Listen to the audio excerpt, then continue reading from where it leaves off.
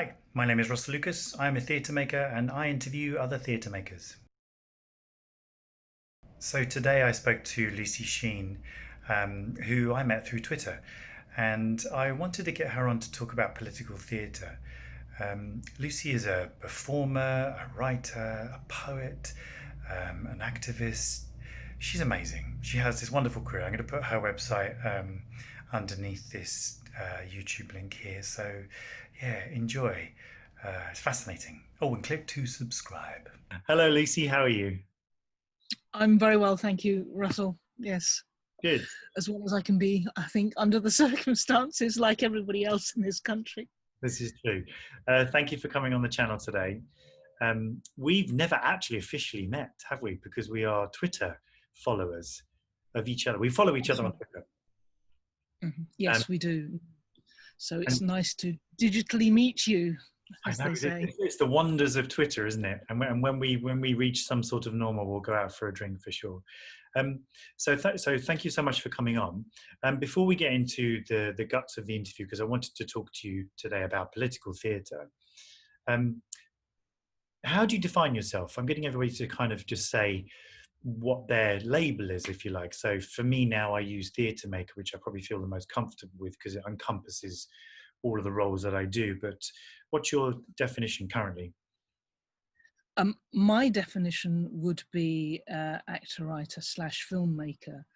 The definition that most people put on to me would be that I'm a British East Asian actor / writer, filmmaker, which is incredible. I find rather tedious because you don't say white actor.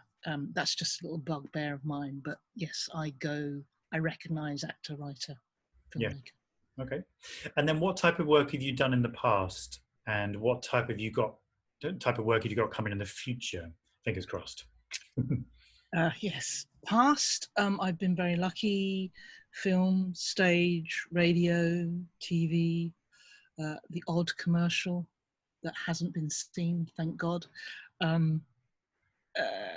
Now writing for both stage and screen.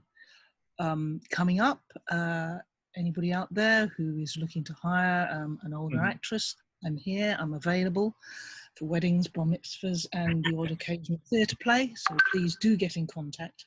Yes, I mean, like most people, sort of, we're waiting to see what happens. There are a couple of things that hopefully are in the pipeline, but I'm quite one of the few things that I'm superstitious about, not sort of talking too much about those things in case they don't come off. Yeah. And then what's your favorite medium then? Because you do TV, film, theatre, and you write as well. So what's your fave? Oh, I'm going to be really awful and say I fave them all because they're all different. That the skills that are required and the end result is uniquely different in some senses, but the same. I mean, theatre, there is, which is why, sort of the pandemic situation is so desperately sad for live performance. There is absolutely nothing like performing in front of a live audience, that exchange, that conversation in the silence that you create as you are, sort of performing, the relationship you have with your fellow cast members, and the uniqueness of that performance every night. Although it's the same, it's different. And how the audience reacts to you feeds you, and they will see the same show but go away with a very different experience more often than not, and that is the beauty of that form. Whereas the frightening thing about television or film is once it's down on celluloid, it's fixed and it is there for all time and you cannot get away from it. So the art of actually just being able to capture those moments and do it in the best way that you want. I mean, I do often find myself, with regard to film, feeling like a second-rate painter.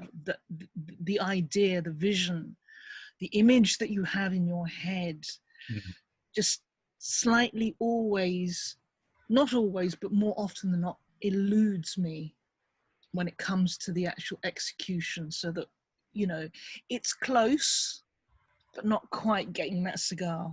I mean, not always, but, you know, sort of, and I think actors tend to be incredibly critical, self-critical of what they do.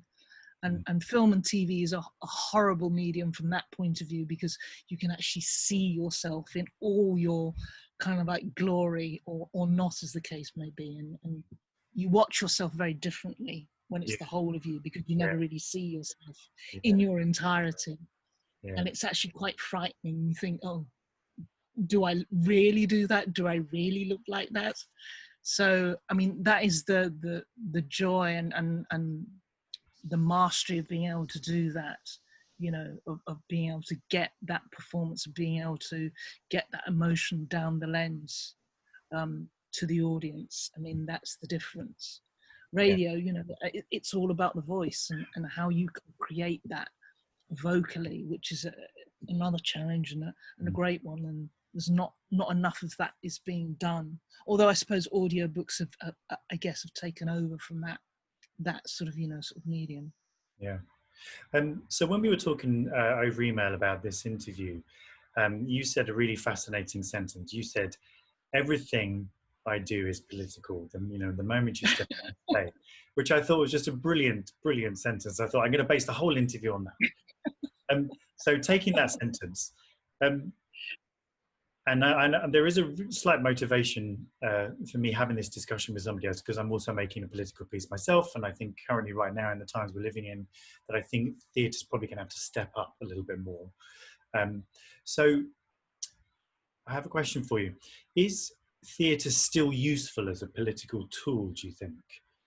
Because sometimes I worry that we lean quite far into the showbiz element now, and I am curious as to what you think about that. Is theatre still a political tool? I mean, I think I would say that theatre's never stopped being a political tool. You know, and we have this, I think, particularly now, and I'm not quite sure when this started to happen, but politics has almost ceased to actually mean what it does, which is an interest or a commentary on what our government is doing. And we all, you know, politics is going on, and always has gone on, in living rooms, in cafes, in pubs, when people get together and they disagree vehemently, or they're standing up for this, that, and the other. That is politics. Politics at its best. You know, we are discussing what affects us, how we feel about that, what it's going to mean to our lives. And I think somewhere along the line, politics became a bit of a dirty word, and it was kind of like capitalized, and it had to be this beer moth of a thing, and, you know, sort of, and it was sort of somehow embroiled in didacticism, and, you know, teaching you how to do this. And it's not, you know, sort of, what we're doing is political to a certain extent, because how we feel is very much flavored and influenced by what's going on around us. So I think, absolutely, you know, sort of, but there is a way that, a wonderful way that theatre does it, which is in this encompassing idea of it being entertaining. Mhm. You can have political plays, and they don't have to be, you know, sort of Brechtian in their style, which, if it's done badly, can be an absolute snooze fest. And I've been to two of those in the past.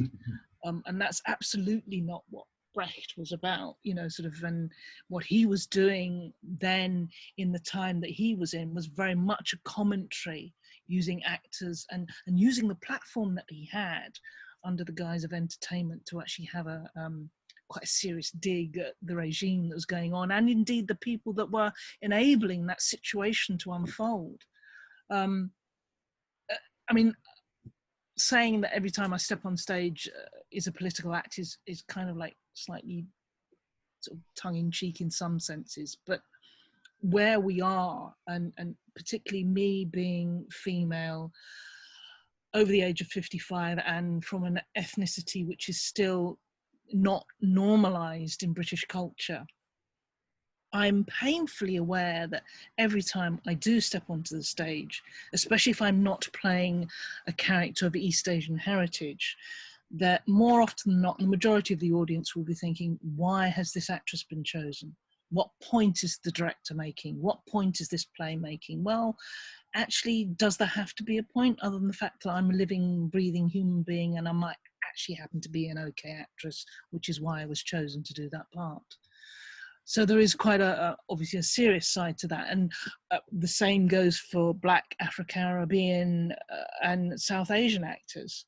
I'm sure that there are sections of the theatre-going public that kind of find it quite difficult to understand why those actors are being employed to do the roles that they do, especially if they are not your stereotypical South Asian or Black roles that a certain section of the theatre going establishment expect to see. So from that point of view, yes, it becomes political, but going back, I don't, theatre to my mind has always been political because it's about communication, it's about the communication of ideas, it's about communicating to somebody else in the audience, even if it's only one person, this is a different situation, this is how these people feel, this is what comes of this particular point of view, or what happens if you make these choices. And I think a successful play can be so many things as well as all wrapped in this entertainment kind of like package. Yeah, no, I love the sentence. Everything, every time I step out on the stage is a political act, because yeah, when I read it, I thought, yeah, absolutely, it feels like it, like, and it is, isn't it? That was kind of the point of the theatre being created. It is a political space, inherently, because you are holding the attention of other people, and you can discuss, and yeah, that's very, very exciting and inspirational. So if you're making a piece of political theatre, do you think that we must present both sides or of the argument, or many sides of the argument? I kind of said to you in our pre-prep that, I consider myself to be, a loony lefty, but I keep losing elections. So when I do my next piece, which is going to be about a Democrat in America, I'm really going to try and address the other side of the argument, because I feel like I need to for this piece. But do you think that's kind of a good blanket response, or do you think that it's okay to just look at one side of the argument sometimes, or, what do you reckon? I would say it depends from a writer's point of view, what is the story that you want to tell? From whose perspective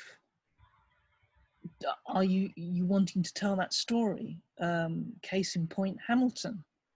Who's I don't think you necessarily have to give everybody the side, each side of the argument.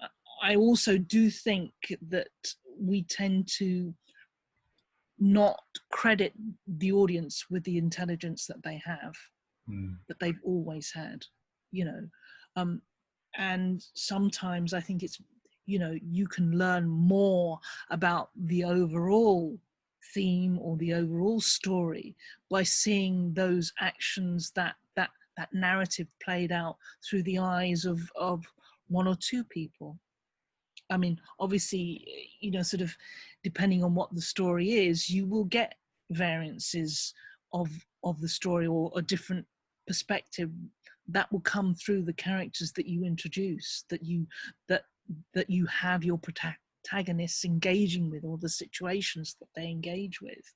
I mean, I think being prescriptive and saying, no, I need to tell both sides of the story, I think you might kind of make a rod for your own back by doing that as a writer. You cannot please everybody in the same way that you cannot tell a story that for every man, because to a certain extent that story will be through the eyes or involve a finite amount of people. Those finite amount of people may be a microcosm of the macro, for sure, but sort of you are you're going through, you are telling a tale, a story that deserves to be told, that you want to told, that the writer thinks is interesting, or that has some connection, depending on how they structure their play, or on how it develops, that has a connection directly to the audience that they hope will come and see it. Mm. Yeah, yeah. So it's kind of like it's you almost need to pick a side in some ways. You know, pick like you say, pick your story, pick your narrative. It's okay to go forward on your instinct to answer the call of the Yeah. story you want to tell, I guess. Yeah. Yeah. Okay. Yes, I think Uh, so. Yeah. yeah. So if do you think you can intentionally make a piece of political theatre? And if so, where do you think is a good place to start? Or do you think something I don't know, it's a strange question, but is it chicken and egg? Do you think you can intend to make a political piece of theatre?